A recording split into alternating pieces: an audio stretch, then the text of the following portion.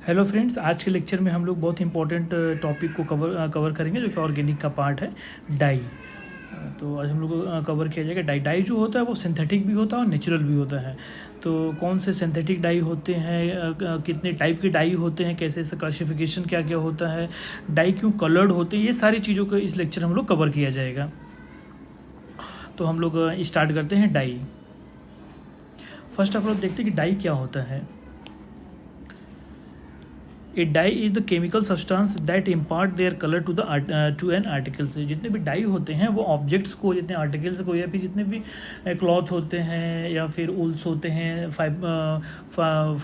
Fibres होते हैं या कोई भी आर्टिकल्स होते हैं, उनको कलर करने के लिए डाई का यूज किया जाता है। और डाई जो होता है, जो अगर डाई का क्लासिफिकेशन देखा जाए तो डाई जो होते हैं दो प्रकार के होते हैं। नेचुरल डाई होता है, दूसरा सिंथेटिक डाई होता है। नेचुरल डाई मीन्स कि वो डाई जो प्लांट से ऑब्टेंड होते हैं, और सिंथेटिक डाई में जो लैब में सिंथेसाइज किए जाते हैं उनको बोलते हैं सिंथेटिक डाई होते हैं। तो यहाँ पे हम देखें कि डाई दो प्रकार के होते हैं, एक नेचुरल डाई होते हैं, दूसरा सिंथेटिक डाई होते हैं। जो नेचुरल डाई होता है उसको हम लोग प्लांट से ऑब्टेंड होता है, और जो सिंथेटिक डाई होता है वो लैब में सिंथेसाइज किया जाता है केमिकली। और नेचुरल डाई की जो एग्जांपल्स हम यहाँ दो देख सकते हैं, एक इंडिगो डाई है जिसका कलर जिसको ब्लू डाई भी बोलते हैं। इसका कलर जो होता है इंडिगो का ब्लू होता है। और दूसरा नेचुरल डाई जो होता है एलिजारीन होता है, जिसको जो कि रेड कलर का होता है। तो एग्जाम में कई बार पूछा जाता है कि which one of the following is natural die. तो हम याद रखेंगे, एक इंडिगो डाई होता है, दूसरा एलिजारीन होता है। इसका डिटेल हम लोग नीचे पढ़ेंगे कि कौन सा नेचुरल डाई होता है और कौन आर्टिफिशियल या सिंथेटिक होता है। तो नेचुरल के लिए हम यहाँ पे दो है, एक इंडिगो डाई है, दूसरा एलिजारीन डाई है। अगर हम लोग सिंथेटिक डाई की बात करें तो यहाँ पे इसके एग्जाम्पल जैसे हैं एजो डाई है, नाइट्रो डाई है, एंथ्रोक्विनोन डाई है, थैलिन डाई है। ये सब डाई जो होते हैं वो सिंथेटिक डाई होते हैं, जो कि लैब में सिंथेसाइज किए जाते हैं वेरी इजीली। हम लोग केमिकल क्लासिफिकेशन देखते हैं यहाँ पे। सबसे पहला केमिकल क्लासिफिकेशन में आता है एसिडिक डाई जो होते हैं। ऐसे डाई जिसमें सल्फोनिक एसिड और कार्बोक्सिलिक ग्रुप जुड़े होते हैं, ऐसे एजो डाई जिसमें या कोई एजो डाई हो या कोई भी डाई हो जिसमें सल्फोनिक एसिड और कार्बोक्सिलिक ग्रुप अटैच्ड होते हैं, उनको हम लोग एसिडिक डाई कहा जाता है। और एसिडिक डाई का यूज़ जो होता है मेनली किया जाता है डाई करने के लिए ऊल, स्किन, सिल्क या फिर नायलॉन को कलर करने के लिए यूज किया जाता है। इसका मेन एग्जांपल दो हम लोग देख सकते हैं, ऑरेंज फर्स्ट और ऑरेंज सेकेंड। ये एसिडिक डाई का एग्जांपल होता है। इसी जितने भी क्लासिफिकेशन, जितने भी डाई हैं उसका एग्जांपल एक एक सब लोग एक एक दो दो जितने मैक्सिमम जितने एग्जांपल है याद रखेंगे, क्योंकि एग्जाम में पूछा जाता है कि सपोज 4 ऑप्शन दे दिए जाएंगे, उसमें से एक ऑरेंज फर्स्ट दे दिया जाएगा, फिर पूछा जाएगा कि which one of the following is acidic dye. तो वहाँ पे ऑप्शन को लगाना पड़ेगा ऑरेंज फर्स्ट या जो भी दिया रहेगा, ऑरेंज सेकेंड जो भी वहाँ पे हमको ऑप्शन दिया रहेगा। तो एसिडिक डाई में ऑरेंज फर्स्ट का स्ट्रक्चर जो होता है ये है, जिसमें यहाँ पे सल्फोनिक एसिड का सोडियम साल्ट लगा हुआ है। दूसरे सेकंड में भी देख सकते हैं हम, ऑरेंज सेकंड में भी सल्फोनिक एसिड का सोडियम साल्ट यहाँ पे लगा हुआ है। अगर यहाँ पे अगर सल्फोनिक एसिड लगा है या कार्बोक्सिलिक ग्रुप अटैच्ड है तो उसको बोला जाता है एसिडिक डाई बोला जाता है, जहाँ पे दो स्ट्रक्चर हमने यहाँ पे बनाया हुआ है। नेक्स्ट देखते हैं, नेक्स्ट डाई जो होता है वो बेसिक डाई होता है। बेसिक डाई मीन्स होता है कि basic dye contains amino group NH2 या NR2 हो, सब्स्टिट्यूटेड एमिनो ग्रुप हो, तो उसको जो बोला जाता है हम लोग बेसिक डाई बोला जाता है। और ये जो NH2 या NR2 होते हैं, ये जो होते हैं आक्जोक्रोम्स की तरह वर्क करते हैं। अभी हम लोग नीचे लेक्चर में देखेंगे कि आक्जोक्रोम क्या होते हैं, वहाँ पे इसको अच्छे से एक्सप्लेन किया जाएगा। जो बेसिक डाई होते हैं उनको ग्रुप जो होता है एजो डाई या ट्राइफिनाइल मीथेन डाई, इस ग्रुप बेसिक डाई वाले ग्रुप में आते हैं। और इसका एग्जांपल है एनिलीन येलो, बटर येलो, क्राइसोडाइन जी या फिर मेलाकाइट ग्रीन। ये सब एग्जांपल जो होते हैं वो बेसिक डाई हैं। जितने भी क्लासिफिकेशन में ये डाई हैं, बेसिक डाई, एसिडिक डाई, इसके एग्जांपल जरूर याद रखेंगे, क्योंकि एग्जाम में पूछा जाता है। चाहे कोई भी एग्ज़ाम हो, चाहे PGT हो, TGT हो या CUET का एग्ज़ाम हो, नीट का हो, JEE का हो या असिस्टेंट प्रोफेसर का एग्ज़ाम हो, कोई भी एग्ज़ाम हो, ये डाई से क्वेश्चन आता ही आता है। यहाँ पे 3 एग्जाम्पल हम लोग देख सकते हैं। एलिनिल येलो का है, और दूसरा बटर येलो है, और तीसरा एग्जाम्पल है क्राइसोडाइन जी है। ये 3 एग्जाम्पल है। यहाँ पे हम देख सकते हैं कि NH2 ग्रुप यहाँ पे लगा हुआ है, यहाँ पे सब्स्टिट्यूटेड एमीन जो यहाँ पे NH2 ग्रुप लगा हुआ है। इसका जो लोन पर इलेक्ट्रॉन होता है, सॉरी, इसका जो लोन पेयर इलेक्ट्रॉन होता है वो एज ए बेस काम करता है। जैसे इसका बेसिक स्ट्रेंथ ज़्यादा हो जाएगा क्राइसोडाइन का, क्योंकि यहाँ पे 2 NH2 ग्रुप है। तो ये जो होते हैं जिसमें NH2 ग्रुप हो, या सब्स्टिट्यूटेड एमीन हो, तो वो जो होते हैं बेसिक डाई में आते हैं। नेक्स्ट डाई देखते हैं। नेक्स्ट डाई जो है डायरेक्ट डाई या सब्सटेंटिव डाई है। इसके कुछ कैरेक्टरिस्टिक होते हैं। ये जो होते हैं, जो डायरेक्ट डाई होता है ये वाटर सॉल्युबल डाई होता है, और इसका यूज जो किया जाता है use to dye fabrics form hydrogen bonding with dye. ये जो डायरेक्ट डाई या सब्सटेंटिव डाई जो होती है वो यूज की जाती है फैब्रिक्स को, मेनली फैब्रिक्स के लिए ही यूज की जाती है, उसको डाई करने के लिए यूज किया जाता है। इसमें जो डाई और फैब्रिक्स के बीच में जो बॉन्डिंग होती है, जो इनके बीच में जो फोर्स काम करता है, वो फोर्स जो होता है हाइड्रोजन बॉन्डिंग होता है। इस चीज़ को याद रखेंगे। और डायरेक्ट डाई जो होता है usually use to dye cotton, wool, silk, rayon और नायलॉन को डाई करने के लिए, कलर करने के लिए यूज किया जाता है। डायरेक्ट डाई का एग्जांपल है कॉन्गो रेड डाई या मार्टियस येलो डाई। ये दोनों जो होते हैं डायरेक्ट डाई होते हैं या फिर सब्सटेंटिव डाई होते हैं के एग्जांपल होते हैं Congo red and martyrs yellow. तो यहाँ पे हमने मार्टियस येलो का एग्जांपल लिया हुआ है। अगर इसका IUPAC नाम देखा जाए 1 2 3 4, तो ये हो जाएगा 2 4 डाई नाइट्रो।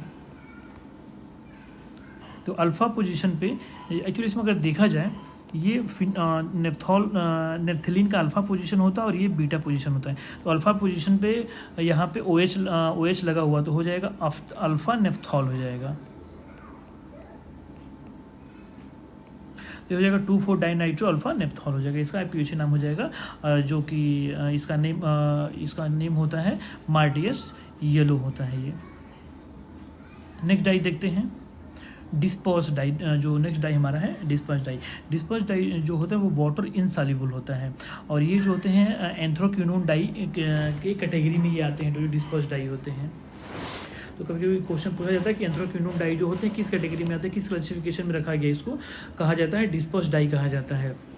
इसके 2 एग्जाम्पल्स जैसे यहाँ पे हैं 1 एमिनो 4 हाइड्रोक्सी एंथ्राक्विनोन या फिर 1 4 डाई मिथाइल एमिनो एंथ्राक्विनोन। ये जो होते हैं 2 डिस्पर्स डाई के एग्जाम्पल हैं। इस डाई के जितने भी स्ट्रक्चर हैं, स्ट्रक्चर मेनली सब लोग याद रखेंगे क्योंकि स्ट्रक्चर पूछा जाता है एग्जाम में, वो किस प्रकार के डाई हैं।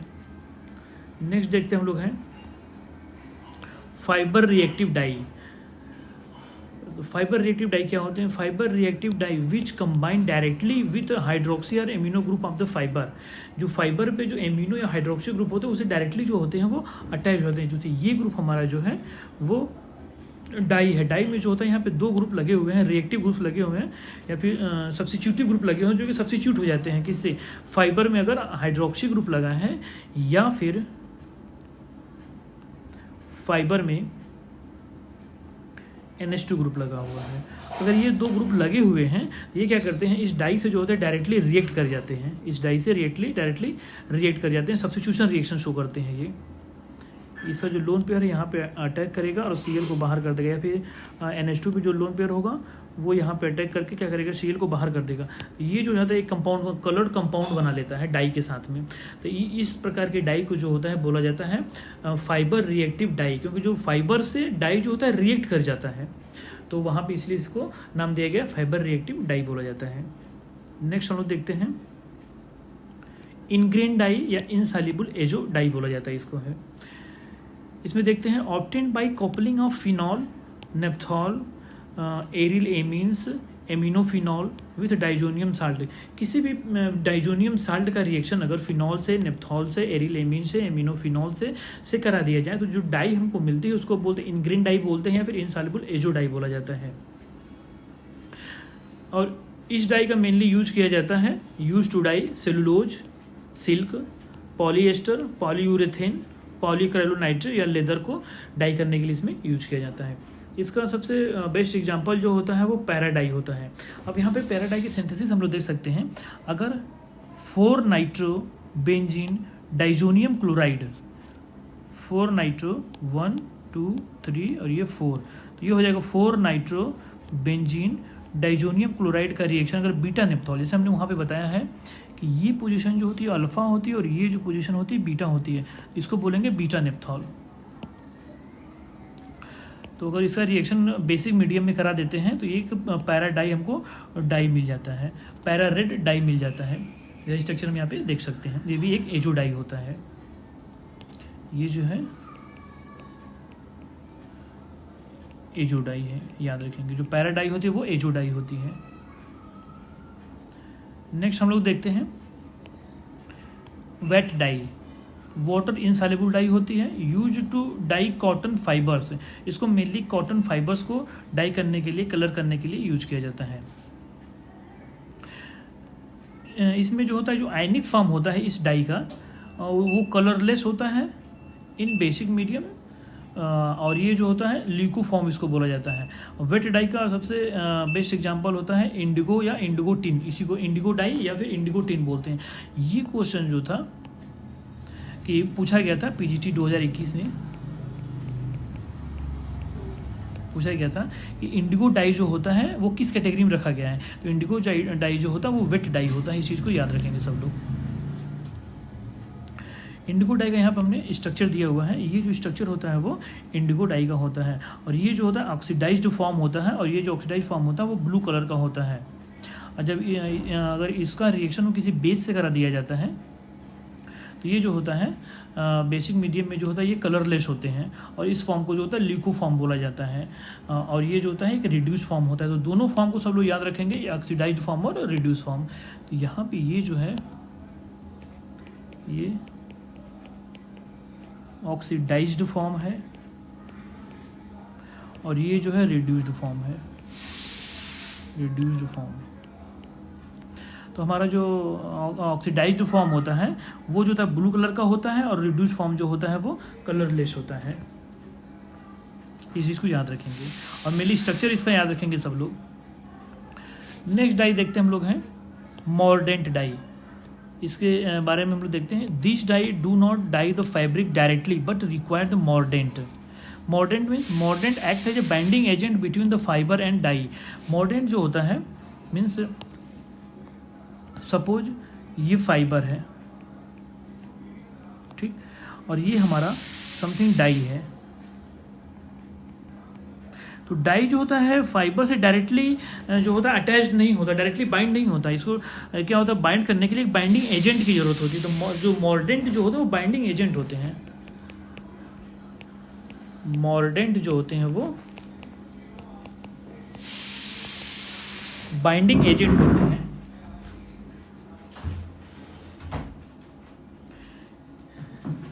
तो यहाँ पे जो मॉर्डेंट होते हैं वो बाइंडिंग एजेंट होते हैं। और किससे किसके बीच में होते हैं, हमने यहाँ पे मेंशन किया है बाइंडिंग। मॉर्डेंट एक्ट है जो binding agent between the fibre and dye. Fibre और डाई के बीच में जो होता है, जैसे हम यहाँ पे देख सकते हैं, ये हमारा फाइबर है और ये हमारा डाई है, एंथ्राक्विनोन डाई है। तो एंथ्राक्विनोन डाई और फाइबर के बीच में ये जो एल्युमिनियम यूज किया गया है, ये जो था मॉर्डेंट की तरह यूज किया जाता है या बाइंडिंग एजेंट की तरह यूज किया जाता है। फाइबर और डाई को कनेक्ट करने के लिए इसमें यूज किया जाता है। देख सकते हैं mordant acts as a binding agent between the fibre and dye. इस पॉइंट को सब लोग जरूर से जरूर याद रखेंगे, क्योंकि इसको पूछ सकते हैं कि मॉर्डेंट का जो वर्क क्या होता है, वो कैसे इस्तेमाल किया जाता है। मॉर्डेंट जो होता है बाइंडिंग एजेंट के रूप में इस्तेमाल किया जाता है between fibre and dye. Next point देखते हैं। For acidic dye metal ion, जितने भी एसिडिक डाई होते हैं उसके लिए मेटल्स आयन जो होते हैं वो मॉर्डेंट की तरह यूज किए जाते हैं। और जितने बेसिक डाई होते हैं उसमें टैनिक एसिड का इस्तेमाल किया जाता है, एज ए मॉर्डेंट की तरह यूज करते हैं। तो इन दोनों पॉइंट को भी सब लोग याद रखेंगे कि अगर डाई जो हमारा एसिडिक है, अगर डाई एसिडिक है तो जो मॉर्डेंट होगा वो मेटल आयन यूज किया जाएगा। अगर डाई हमारा बेसिक है तो मॉर्डेंट जो हो जाएगा टैनिक एसिड का इस्तेमाल किया जाएगा। दो पॉइंट को जरूर से याद रखेंगे सब लोग। नेक्स्ट देखते हैं alizarin give rose red colour with aluminium ion. जो एलिजारिन होता है, एलिजारिन का स्ट्रक्चर जो होता है यहाँ पे ये स्ट्रक्चर है, इसको बोलते हैं एलिजारिन बोला जाता है। अगर इसका अभी इसका आईपीओसी नाम बताते हैं, हमें रिमिंग देख लेते हैं। अगर एलिजारिन जो होता है रोज रेड कलर का होता है with aluminium, blue colour with barium, brownish red with chromium and violet colour with magnesium. Different metal के साथ डिफरेंट डिफरेंट कलर ये शो करता है। मतलब मॉर्डेंट अगर हम चेंज कर देते हैं एसिडिक और बेसिक मीडियम में तो डाई का कलर जो हो जाता है वो चेंज हो जाता है। मीन्स बोल सकते हैं कि जो डाई का कलर होता है वह मॉर्डेंट बेस्ड होता है। अगर बाइंडिंग एजेंट को हम लोग चेंज कर दें तो उसका कलर जो हो जाएगा वो चेंज हो जाएगा। तो यहाँ पे अगर इसका नाम देखा जाए डाई का 1,2 डाई हाइड्रोक्सी एंथ्रोक्विनोन।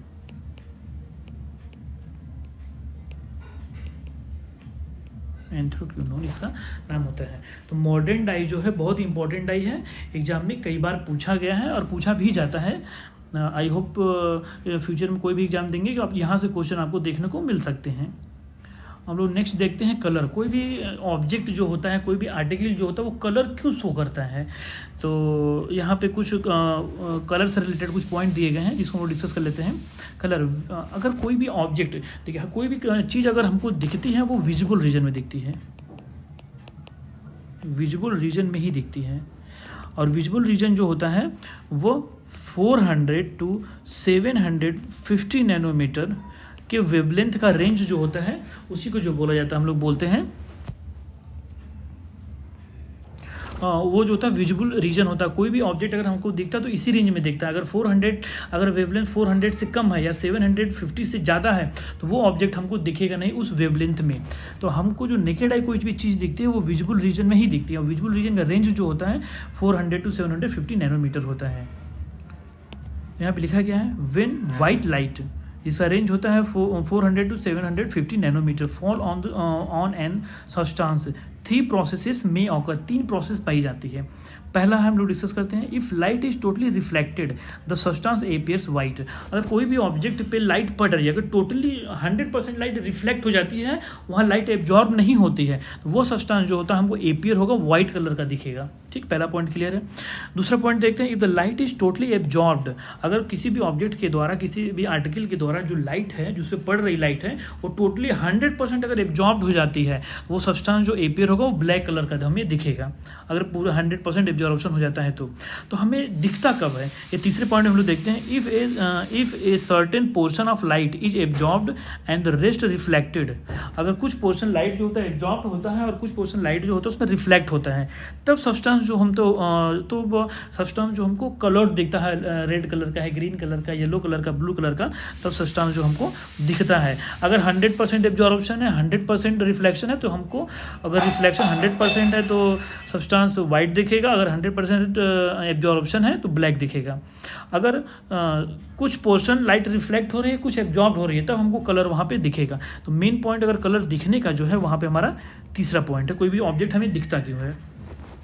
अच्छा, कोई भी कलर जब सब्सटेंस कोई भी कलर जब एब्जॉर्ब करता है उसका कम्प्लीमेंट्री कलर हमको दिखता है। सपोज एक कलर व्हील होता है, कलर व्हील जो जिसको बोलते हैं विबग्योर शॉर्ट में बोला जाता है।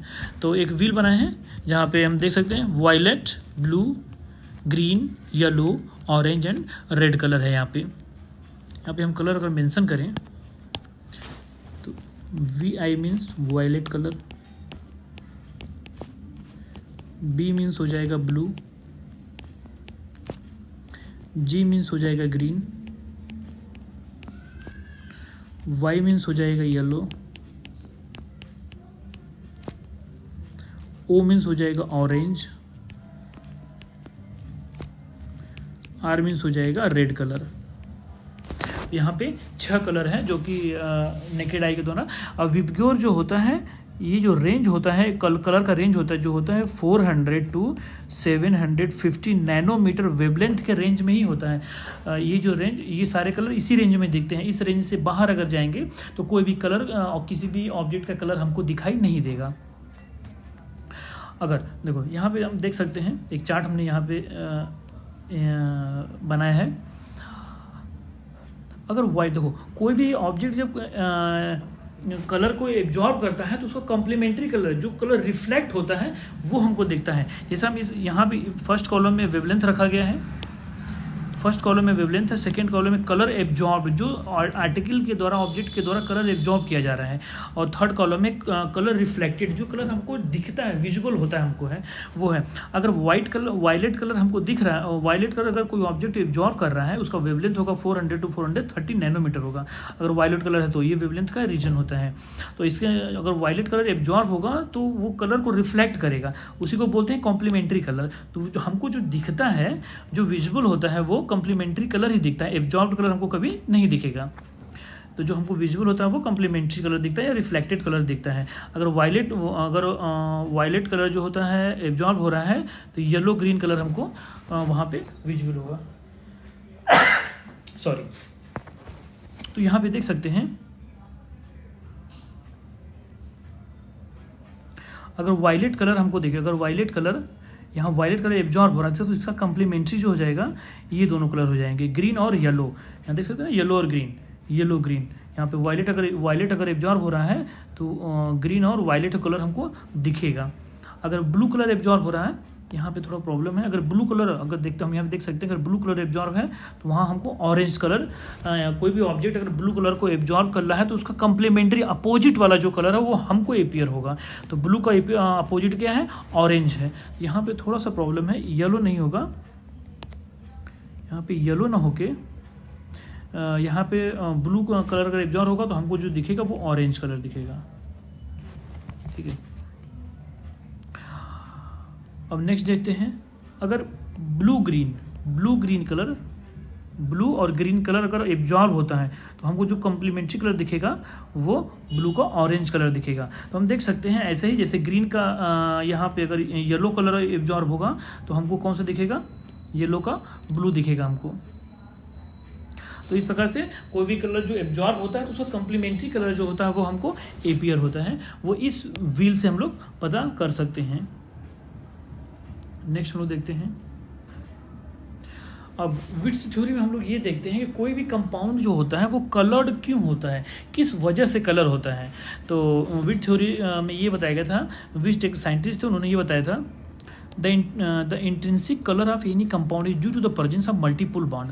मल्टीपल बॉन्ड मतलब डबल बॉन्ड या ट्रिपल बॉन्ड। कोई भी कंपाउंड जो होता है अगर कलर्ड होता है तो वो डबल बॉन्ड या ट्रिपल बॉन्ड की वजह से ही होता है, वो कलर्ड होता है। अगर किसी कंपाउंड को बहुत ज़्यादा कलर करना है, उसमें नंबर ऑफ डबल बॉन्ड या ट्रिपल बॉन्ड या मल्टीपल बॉन्ड जिसको बोलते हैं अगर बढ़ा दिया जाए तो वो कंपाउंड जो हो जाएगा वो ज़्यादा कलर्ड हो जाएगा, उसकी इंटेंसिटी जो हो जाएगी, कलर की इंटेंसिटी बहुत ज़्यादा हो जाएगी या कलर डीपनिंग हो जाएगी उसमें। तो इस थ्योरी जो कलर की प्रॉपर्टी होता है वो एक्सप्लेन किया गया था बाय विट्स थ्योरी के द्वारा।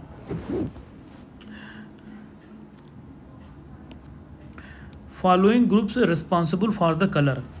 कलर के लिए कुछ ग्रुप्स जो होते हैं वो रिस्पॉन्सिबल होते हैं, जो विट्स थ्योरी में बताया गया था।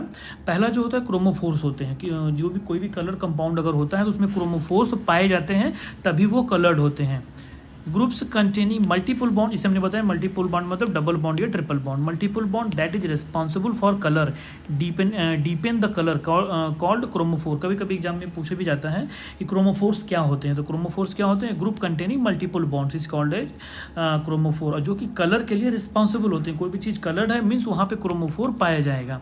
क्रोमोफोर मतलब नाइट्रो ग्रुप, देखिए यहाँ पे भी डबल बॉन्ड पाया जा रहा है, नाइट्रोसो ग्रुप यहाँ पे भी डबल बॉन्ड, कार्बोनिल ग्रुप यहाँ पे भी डबल बॉन्ड है, आर्थो और पैरा क्यूनॉइड है, यहाँ पे भी देखिए डबल बॉन्ड है, डबल बॉन्ड सिस्टम है, बहुत सारे डबल बॉन्ड सिस्टम इसमें है।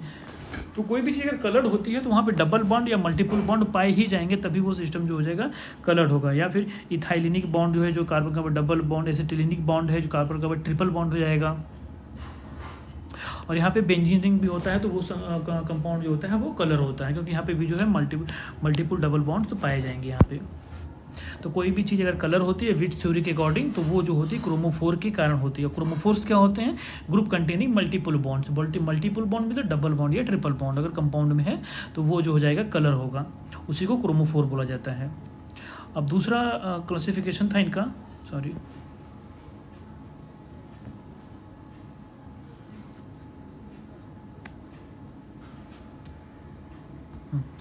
तो हम लोग देखते फिर हैं। जो दूसरा क्लासिफिकेशन जो दूसरा ग्रुप था ऑक्सोक्रोम था। ऑक्सोक्रोम्स क्या होते हैं, certain groups which themselves are not chromophore, कुछ ऐसे ग्रुप्स होते हैं जो इटसेल्फ कोई क्रोमोफोर नहीं होते हैं, इटसेल्फ कलर नहीं देते हैं, but deepen the colour when introduced into a coloured molecule. किसी भी कलर्ड मालिक्यूल में अगर ऑक्सोक्रोम्स को ऐड कर दिया जाता है तो उसके कलर को क्या करते हैं, वो इन्हांस कर देते हैं। जैसे हम लोग देख सकते हैं OH ग्रुप, यहाँ कोई डबल बॉन्ड नहीं है, लेकिन जब किसी भी डबल बॉन्ड का किसी क्रोमोफोर से ये जुड़ जाएंगे तो उसको कलर को क्या करेंगे और इन्हांस कर देंगे। या फिर NH2 ग्रुप है, यहाँ पे भी कोई डबल बॉन्ड नहीं है लेकिन लोन पेयर है। लोन पेयर क्या होता है, कंजुगेशन में इन्वॉल्व हो जाता है, जिसकी वजह से उसका कलर जो हो जाता है और डीपेन हो जाता है और डार्क कलर हो जाता है। तो इस प्रकार के कंपाउंड्स को बोला जाता है जो इट सेल्फ कलर्ड ना हो, but when it attached with the chromophores then it deepen its colour, that is called as chromophores. तो यहाँ पे ऑक्सोक्रोम बोलते हैं। तो यहाँ पे ये ग्रुप जो है OH ग्रुप ऑक्सोक्रोम हो जाएगा, यहाँ पे भी OH ग्रुप जो हो जाएगा ऑक्सोक्रोम हो जाएगा। यहाँ पे देख सकते हैं अगर दो क्रोमोफोर्स लगे हैं तो इसका कलर इस डाई का जो है वो पेल येलो कलर का है, लेकिन एक ऑक्सोक्रोम लग जाता है तो इसका कलर जो हो जाता है वो ऑरेंज रेड कलर का डाई हो जाता है, जिसको हम लोग भी देखेंगे कि इसको बोलते हैं मार्टियस येलो बोलते हैं, ऑरेंज रेड कलर का। बस OH को अटैच कर देने से इसका कलर क्या हो गया, डीपेन हो गया और डार्क कलर हो गया। तो ऑक्सोक्रोम जो होते हैं इटसेल्फ कोई कलर शो नहीं करते, but when attached with the chromophores, अगर ये क्रोमोफोर्स जब अटैच्ड होते हैं तो उस कंपाउंड से कलर को क्या करते हैं और डीप कर देते हैं। इसमें कुछ टर्म्स यूज किए जाते हैं, अगर कोई भी कंपाउंड जो होता है कलर्ड होता है उसमें कुछ टर्म्स यूज किए जाते हैं। देखिए यहाँ पे हम लोग एब्जॉर्प्शन स्पेक्ट्रोस्कोपी अगर की बात किया जाए,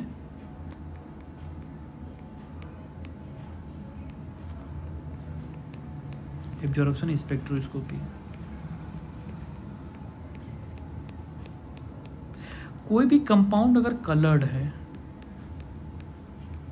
तो हम कैसे पता करेंगे कि उसका वेवलेंथ कितना है। उसके वेवलेंथ को पता करने के लिए हम लोग इस टेक्निक का यूज किया जाता है, एब्जॉर्प्शन स्पेक्ट्रोस्कोपी का। तो इसमें 4 टर्म्स यूज होते हैं। कोई भी कंपाउंड अगर कलर्ड होता है, एक एब्जॉर्प्शन स्पेक्ट्रोस्कोपी में एक ऐसा ग्राफ मिलता है जहाँ पे एक्स एक्सिस पे जो होता है वेवलेंथ को रखा जाता है, वाई एक्सिस पे जो होता है वहाँ पे एब्जॉर्बेंस को रखा जाता है। तो यहाँ पे अगर कोई कंपाउंड कलर्ड होता है, अगर कोई कंपाउंड कलर्ड है तो ये ऐसा एक ग्राफ मिल जाता है। अगर कलर बहुत और ज़्यादा डीपेन है तो क्या हो जाएगा, और ये ग्राफ और शिफ्ट हो जाएगा, इधर शिफ्ट होता चला जाएगा। तो अगर ग्राफ जो है इधर शिफ्ट हो रहा है तो इसको बोलते हैं बैथोक्रोमिक शिफ्ट बोलते हैं या रेड शिफ्ट बोलते हैं। अगर वेवलेंथ इधर क्या होगा, वेवलेंथ बढ़ेगा, इसका इधर वेवलेंथ बढ़ रहा है, तो अगर ग्राफ इधर शिफ्ट हो रहा है तो इसको बोला रेड शिफ्ट बोलते हैं या बैथोक्रोमिक शिफ्ट बोला जाता है।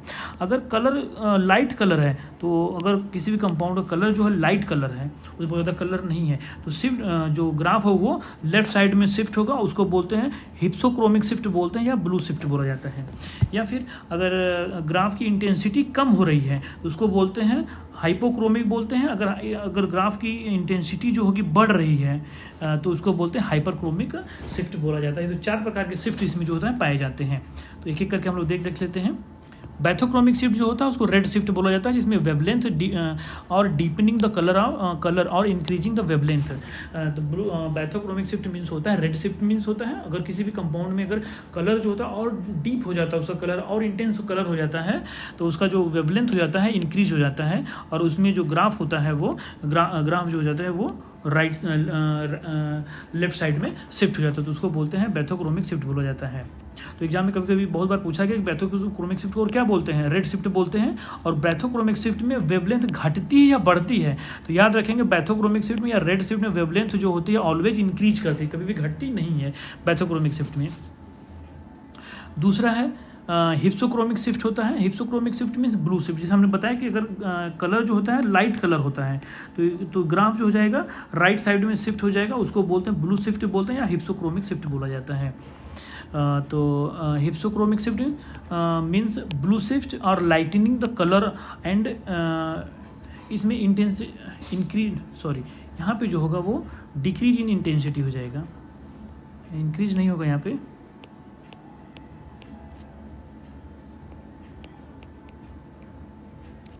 डिक्रीज इन वेवलेंथ हो जाएगा, ये मिस्टेक हो गई, ये डिक्रीज इन वेवलेंथ हो जाएगा ये, ठीक है। तो हिप्सोक्रोमिक शिफ्ट में जो होता है उसको बोलते हैं हम लोग ब्लू शिफ्ट बोलते हैं। और यहाँ पे लाइटनिंग ऑफ कलर होता है, कलर जो होता है लाइट हो जाता है, इसमें जो होता है डिक्रीज इन वेवलेंथ होता है। नेक्स्ट देखते हैं हाइपरक्रोमिक शिफ्ट होता है। हाइपरक्रोमिक शिफ्ट में इंटेंसिटी जो हो जाएगी वो इंक्रीज हो जाएगी, ऐसे इंटेंसिटी इंक्रीज कर जाएगी। और हाइपोक्रोमिक शिफ्ट में डिक्रीज इन इंटेंसिटी, अगर ग्राफ में जो होगा इंटेंसिटी उसकी डिक्रीज होगा तो उसको बोलेंगे हाइपोक्रोमिक शिफ्ट बोला जाता है। तो ये चारों टर्म्स याद रखेंगे, ये भी एग्जाम में पूछे जाते हैं, पूछे भी गए हैं कई बार एग्जाम में। नेक्स्ट हम लोग देखते हैं और वन बाई वन करके हम लोग यहाँ पे डाई को देखते हैं। तो सबसे पहला डाई जो है यहाँ पे मिथाइल ऑरेंज है, जिसका स्ट्रक्चर यहाँ पे ये है। मिथाइल ऑरेंज जो है एक यहाँ पे sodium salt of sulphonic acid है, तो ये जो डाई हो जाएगा वो ये एसिडिक डाई हो जाएगा, एसिडिक डाई, जैसे हमने क्लासिफिकेशन में देखा है।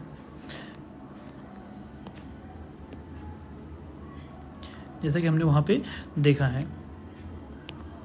और यहाँ पे जो होता है ये एसिडिक मीडियम में जो होता है रेड कलर का होता है, बेसिक मीडियम में जो होता है येलो कलर का होता है। इस चीज़ को याद रखेंगे, बेसिक मीडियम में जो होता है ये येलो कलर का होता है और एसिडिक मीडियम में जो होता है ये रेड कलर का होता है, मिथाइल ऑरेंज जो होता है। इस चीज़ को याद रखेंगे। और दोनों मीडियम में स्ट्रक्चर जो होता है वो डिफरेंट होता है। यहाँ पे देख सकते हैं कि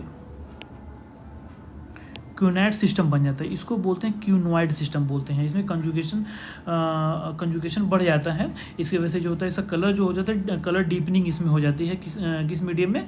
एसिडिक मीडियम में। और बेसिक मीडियम में क्या हो जाता है, कंजुगेशन थोड़ा स्टॉप हो जाता है, कम हो जाता है, जिससे कलर जो हो जाता है लाइट कलर हो जाता है बेसिक मीडियम में। नेक्स्ट देखते हैं Congo red dye. Congo red dye जो तो डायरेक्ट डाई होता है, ये एग्जाम्पल है डाई एजो डाई का, डाई एजो डाई का। यहाँ पे देख सकते हैं कि दो एजो ग्रुप लगे हुए यहाँ पे हैं, यहाँ पे दो एजो ग्रुप लगे हुए हैं, इसलिए को dye azo dye. Dye azo dye जो होता है एग्जाम्पल होता है कॉन्गो रेड जो होता है वो डाई एजो डाई होता है। ये एग्जाम में कई बार पूछा जाता है। इसका नाम कैटेगरी, यहाँ पे नाम कैटेगरी और एग्जाम्पल तीनों चीज़ याद रखेंगे, इसमें एग्जाम में कुछ भी पूछ सकता है। नेक्स्ट देखते हैं मैलाकाइट ग्रीन होता है। मैलाकाइट ग्रीन जो होता है ट्राइफिनाइल मीथेन डाई होता है। इस चीज़ को भी याद रखेंगे, कभी कभी एग्जाम पूछता है कि मैलाकाइट ग्रीन जो होता है किस कैटेगरी में आता है, तो मैलाकाइट ग्रीन जो होता है ट्राइफिनाइल मीथेन डाई में होता है। ये ट्राइफिनाइल 1 2 3 ट्राइफिनाइल और ये मीथेन, तो इसलिए बोलता है ट्राइफिनाइल मीथेन डाई बोला जाता है। इसका स्ट्रक्चर आप यहाँ पे देख सकते हैं। नेक्स्ट देखते हैं क्रिस्टल वॉयलेट। क्रिस्टल इसके बारे में अगर देखा जाए, वीक एसिडिक मीडियम में सिंगली चार्ज आयन होते हैं और ये पर्पल कलर का होता है। स्ट्रॉन्गली एसिडिक मीडियम में जो होते हैं ये डबली चार्ज होते हैं और ग्रीन कलर के होते हैं।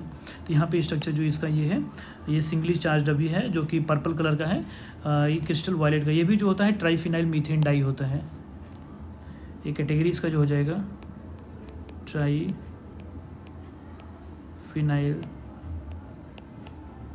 मीथेन डाई की कैटेगरी में ये आता है। क्रिस्टल वाइट का स्ट्रक्चर भी याद रखेंगे सब लोग। नेक्स्ट देखते हैं फिनोल्फथैलीन डाई। यहाँ पे ये जो ग्रुप थैलीन डाई ग्रुप में आता है या फिर ट्राइफिनाइल मीथेन ग्रुप में ये आता है, जो फिनोल्फथैलीन डाई होता है। फिनोल्फथैलीन डाई का जो स्ट्रक्चर होता है ये इसका स्ट्रक्चर होता है, इस स्ट्रक्चर को याद रखेंगे। अगर इसके फिनोल्फथैलीन डाई के सिंथेसिस का बात किया जाए, अगर सिंथेसिस में अगर फिनॉल का reaction phthalic anhydride concentrate H2SO4 के वजह से करा देते हैं तो हमको जो हो जाता है वो फिनोल्फथैलीन डाई मिल जाता है हमको है। तो कभी कभी फिनोल्फथैलीन डाई का सिंथेसिस भी पूछा जाता है। अगर फिनॉल का रिएक्शन थैलिक एसिड या थैलिक एनहाइड्राइड से करा दिया जाए तो कंसनट्रेट H2SO4 की वजह से तो हमको जो होता है ये डाई मिल जाता है। और अगर यह एक चीज़ यहाँ पे देख सकते हैं, अगर pH जो है लेस देन 8.3 है तो ये सिस्टम जो हो जाएगा कलर होगा। अगर pH ग्रेटर देन 10 होगा, मीन्स बोल सकते हैं अगर एसिडिक मीडियम है, एसिडिक मीडियम, ये जो एसिडिक मीडियम में जो होते हैं ये कलरलेस होते हैं। और ये जो होते हैं बेसिक मीडियम में जो होते हैं, बेसिक मीडियम, ये बेसिक मीडियम में जो होते हैं वो कलर्ड होते हैं, क्योंकि पिंक कलर का होता है, यहाँ पे बताया गया है। तो pH इसका याद रखेंगे। अगर pH जो है लेस देन 8.3 है तो ये फिनोप्थेलिन जो हो जाएगा वो कलरलेस होगा। अगर pH ग्रेटर देन 10.5 है तो ये जो है पिंक कलर का होगा। यहाँ पे से जो हम लोग देख सकते हैं। नेक्स्ट देखते हैं फ्लोरेसिन डाई। ये जो होता है जेंथिन डेरिवेटिव होता है या फिर थैलिन डाई भी इसको बोलते हैं, और ये जो होता है एब्जॉर्प्शन डाई कैटेगरी में आता है। तो ये जो होता है फ्लोरेसिन जो होता है एब्जॉर्प्शन डाई का एक एग्जाम्पल होता है। यहाँ पे इसका स्ट्रक्चर ये बनाया गया है। यहाँ पे इसका स्ट्रक्चर बनाया गया है जहाँ पे ये ट्राइफिनाइल मीथेन कैटेगरी में ये नहीं आते हैं, ये जो होता है जेंथिन डाई में आते हैं। इसका सिंथेसिस अगर देखा जाए फ्लोरेसिन डाई का, ये फ्लोरेसिन डाई का स्ट्रक्चर है। अगर फ्लोरेसिन डाई का सिंथेसिस देखा जाए तो अगर हम लोग थैलिक एनहाइड्राइड का रिएक्शन रिसोर्सिनॉल से करा दें, जिंक क्लोराइड कोई भी लेविस एसिड ले लें, सपोज यहाँ पे लिया गया है जिंक क्लोराइड लिया गया है, यहाँ पे कंसनट्रेट H2SO4 भी हम लोग ले सकते हैं। कंसनट्रेट H2SO4 2 या 3 ड्रॉप उसमें एज ए कैटलिस्ट ले सकते हैं, तो हमको फ्लोरेसिन यहाँ पे मिल जाएगा जो कि एक एब्जॉर्प्शन डाई होता है। नेक्स्ट देखते हैं इओसिन डाई। इओसिन डाई जो होता है वो रेड कलर का होता है। अगर इसका सिंथेसिस की बात की जाए तो फ्लोरेसिन डाई जो हमने ऊपर देखा है, फ्लोरेसिन डाई का ब्रोमिनेशन करा दिया जाए ग्लेशियल एस्टिक एसिड में तो हमको जो जाता है ये स्ट्रक्चर मिल जाता है जिसको हमको बोलते हैं इओसिन बोलते हैं। अगर इसका नाम देखा जाए तो टेट्रा ब्रोमो फ्लोरेसिन बोलते हैं। देखिए यहाँ पे 4 टेट्रा ग्रुप लगे हुए, ब्रोमो ग्रुप 1 2 3 4 4 फ्लोरेसिन पे अगर ब्रोमिनेशन करा दें चारों पोजीशन पे तो ये जो हो जाएगा इओसिन डाई बन जाएगा जो कि रेड कलर का होता है। नेक्स्ट देखते हैं एलिजारिन डाई जो कि एक मॉडर्न डाई है, जैसे हमने अब वहाँ बताया भी है। जो एलिजा डाई जो होता है इसका IUPAC नाम देखिए 1,2 डाई हाइड्रोक्सी एंथ्रोक्विनोन होता है, और ये जो होता है ऑब्टेन्ड फ्रॉम मॉडर रूट से, एक प्लांट होता है जिसके रूट से ये प्राप्त होता है या मिलता है, और इसका ग्रुप जो होता है वो एंथ्रोक्विनोन डाई कैटेगरी में इसको रखा गया है। यहाँ पे ये इसका स्ट्रक्चर होता है। तो इस स्ट्रक्चर को पूरे को बोलते हैं, अगर हाइड्रोक्सी ग्रुप को हटा दिया इसको बोलते हैं एंथ्रोक्विनोन ग्रुप बोला जाता है। लेकिन 1-2 पोजीशन पे लग जाएगा अगर हाइड्रोक्सी ग्रुप तो हो जाएगा 1,2 डाई हाइड्रोक्सी एंथ्रोक्विनोन जो कि एक डाई है जिसका नाम है एलिजारिन। और एक चीज़ को याद रखेंगे सब लोग, ये एक जो होता है नेचुरल डाई है एलिजारिन, सिंथेटिक नहीं है, ये नेचुरल डाई है। ये एक नेचुरल डाई है जिसको हम लोग ऑब्टेंड करते हैं, जैसे हमने बताया है मिलता है ये मैडर रूट से ऑब्टेंड किया जाता है। ये इसको लैब में भी सिंथेसाइज किया जा सकता है। अगर हम लोग थैलिक एनहाइड्राइड का रिएक्शन कैटेकोल से करा दे कंसनट्रेट H2SO4 की प्रेजेंस में तो हमको मिल जाएगा एलिजारिन ऑब्टेंड हो जाएगा। ऐसे ये नेचुरली ऑब्टेंड होता है लेकिन इसका सिंथेसिस भी किया जा सकता है इस मेथड से। तो इस कैटेगरी इसको भी याद रखेंगे, एग्जाम में पूछा जाता है कि एलिजारिन का सिंथेसिस कैसे कर सकते हैं हम लोग। तो थैलिक एनहाइड्राइड कैटेकोल से रिएक्शन करा देते हैं कंसनट्रेट H2SO4 के साथ, हीट कर देते हैं तो ये जो हमको ऑब्टेंड होता है वो एलिजारिन हमको मिल जाता है। नेक्स्ट देखते हैं इंडिगो डाई। इसका बर्थ इंडिगो डाई का जो होता है, इंडिगो डाई भी जो होता है एक नेचुरल डाई होता है, नेचुरल डाई। इंडिगो डाई का ये इसका बर्थ प्लेस जो होता है इंडिया है, इसीलिए इसी नाम में जो है इंडिगो जोड़ा गया है। और इसका ऑफिशियल नेम जो होता है वो इंडिगो टिन होता है। और इंडिगो जो होता है एक वेट डाई की कैटेगरी में रखा गया है और इसका कलर जो होता है ब्लू कलर। सारे पॉइंट्स को एक एक पॉइंट हमें जहाँ जितना भी लिखा है उसको याद रखेंगे सब लोग। इसका कलर जो होता है ब्लू होता है और ये इसका स्ट्रक्चर होता है। तो इंडिगो डाई में जो होता है वो इंडिगो ब्लू कलर का ये जो होता है ये कलर होता है। ये ऑक्सीडाइज्ड फॉर्म में जो होता है ब्लू कलर का होता है और रिड्यूस फॉर्म में जो होता है वो कलरलेस होता है। इस चीज़ को याद रखेंगे। नेक्स्ट देखते हैं एजो वायलेट। अगर रिसोर्सिनॉल का 4-नाइट्रोएनिलीन के साथ कपलिंग करा देते हैं, एजो कपलिंग करा देते हैं तो हमको जो होता है एजो वायलेट कलर का डाई मिल जाता है। नेक्स्ट है एनिलीन येलो जो कि एक बेसिक डाई है, याद रखेंगे। अगर इसमें एनिलीन का कपलिंग जो है बेंजीन डाइजोनियम क्लोराइड से करा देते हैं तो हमको एनिलीन येलो मिल जाता है। नेक्स्ट देखते हैं मिथाइल ऑरेंज जो कि एसिडिक डाई है। यहाँ पे देख सकते हैं सोडियम साल्ट सल्फोनिक एसिड लगा हुआ, इसीलिए इसको बोलते हैं इसको एसिडिक डाई बोला जाएगा। नेक्स्ट है मिथाइल रेड है, जो कि ये भी एक एसिडिक डाई है, क्योंकि यहाँ पे कार्बोक्सिलिक ग्रुप लगा हुआ है, इसकी वजह से ये जो हो जाएगा एसिडिक डाई हो जाएगा। तो याद रखेंगे मिथाइल ऑरेंज, मिथाइल ऑरेंज में जो होता है वो सल्फोनिल ग्रुप होता है, sodium salt of sulphonic acid लगा होता है। और मिथाइल रेड में जो होता है एसिडिक होता है, जिसमें कार्बोक्सिलिक ग्रुप पाया जाता है। इस चीज़ को याद रखेंगे, क्योंकि एग्जाम में कन्फ्यूजन बहुत ज़्यादा करता है। ऑरेंज है तो बेंजीन ये sodium salt of sulphonic acid होगा, रेड होगा तो कार्बोक्सिलिक एसिड पाया जाएगा। नेक्स्ट देखते हैं साइट्रस रेड 2, जो कि एक एजोडाई है, इसका स्ट्रक्चर हमने यहाँ पे ड्रॉ किया है।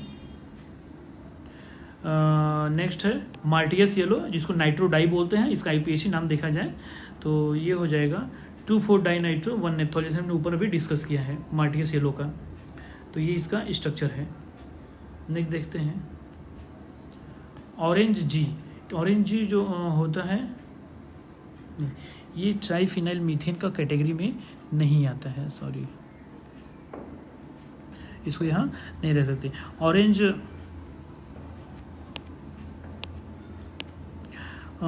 जी जो का स्ट्रक्चर जो होता है एक एजोडाई होता है, ये जो होता है एक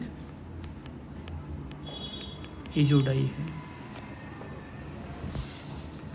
जो कि एसिडिक डाई है। एजोडाई और एसिडिक डाई, क्योंकि यहाँ पे सल्फोनिक एसिड का सोडियम साल्ट 2 लगा हुआ है, इसलिए ये जो हो जाएगा वो एसिडिक डाई हो जाएगा।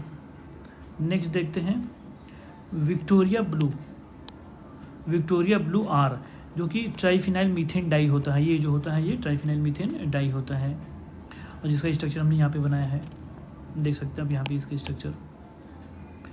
नेक्स्ट है इरियोक्रोम ब्लैक टी, इसके बारे में कुछ जान लेते हैं। इरियोक्रोम ब्लैक टी जो होता है मेनली कॉम्प्लेक्सोमेट्रिक इंडिकेटर की तरह यूज किया जाता है, या कॉम्प्लेक्सोमेट्रिक जो टाइट्रेशंस होते हैं उसमें इसका इस्तेमाल किया जाता है। मेनली इसका इस्तेमाल किया जाता है used for determination of hardness of water. अगर कोई वाटर जो हार्ड है तो हम टाइट्रेशन करते हैं, तो वहाँ पर इंडिकेटर की तरह जो होता है इरियोक्रोम ब्लैक टी को यूज किया जाता है। और इरियोक्रोम ब्लैक टी जो होता है कॉम्प्लेक्सोमेट्रिक इंडिकेटर होता है, इस चीज़ को याद रखेंगे। तो कभी कभी एग्जाम में पूछा जाता है कि इरियोक्रोम ब्लैक टी जो होता है वह किस कैटेगरी में रखा गया है, किस प्रकार का इंडिकेटर होता है। तो ये जो होता है कॉम्प्लेक्सोमेट्रिक इंडिकेटर होता है, कॉम्प्लेक्स बना लेता है कंपाउंड के साथ में, कैल्शियम या मैग्नीशियम के साथ में।